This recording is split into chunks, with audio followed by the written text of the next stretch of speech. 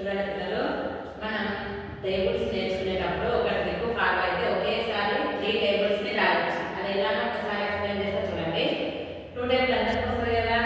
2 1 జా 2, 2 2 జా 4, 2 3 జా 6, 2 4 జా 8, 2 5 జా 10, 2 6 జా 12, 2 7 జా 14, 2 8 జా 16, 2 9 జా 18, 2 10 జా 20. 2 టేబుల్ అయిపోయింది. అయితే 12 టేబుల్ ఈజీగా రాయాలంటే అంటే మనం మట్టి పట్టకుండా 2 టేబుల్ దాన్ని ఇంటికి తీసుకొని 12 టేబుల్ ఈజీగా ఎట్లా రాయాలో ఒకసారి చెప్తా చూడండి.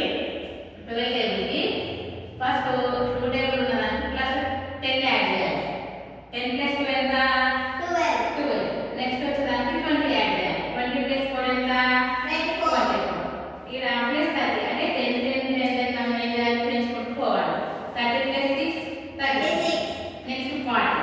40 ప్లస్ 8 48 ప్లస్ 10 ఎంత వస్తుంది? Sorry plus 50.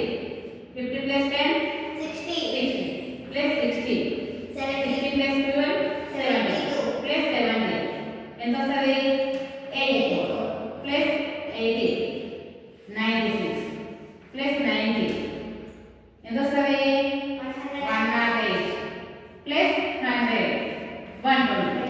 ఒకసారి 12 టేబుల్ మనం రాసిన విధానం 12 టేబుల్ సరిగ్గా చూద్దాం ఒకసారి. 12 1 జా 12, 12 2 జా 24, 12 3 జా 36, 12 4 జా 48, 12 5 జా 60, 12 6 జా 12 7 జా 12 8 జా 96, 12 9 జా 108, 12 10 జా 120. 12 టేబుల్ కంప్లీట్ అయింది. Next 20 table. 2 టేబుల్ కి పక్కన జీరోస్ యాడ్ చేస్తే అయిపోతుంది. ఇక్కడ 2 అంటే 2 ఉంది కదా, 2 పక్కన 0 20 40 60 80 90 100 120 140 160 180. నెక్స్ట్ ఏమొస్తుంది? 200.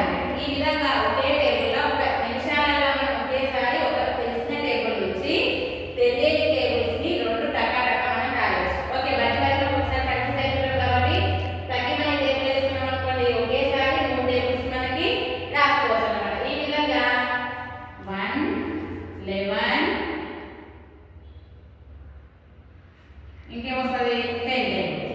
ఓకే, 2 12 20 వచ్చింది. 3 13 30 4 14 40 5 15 50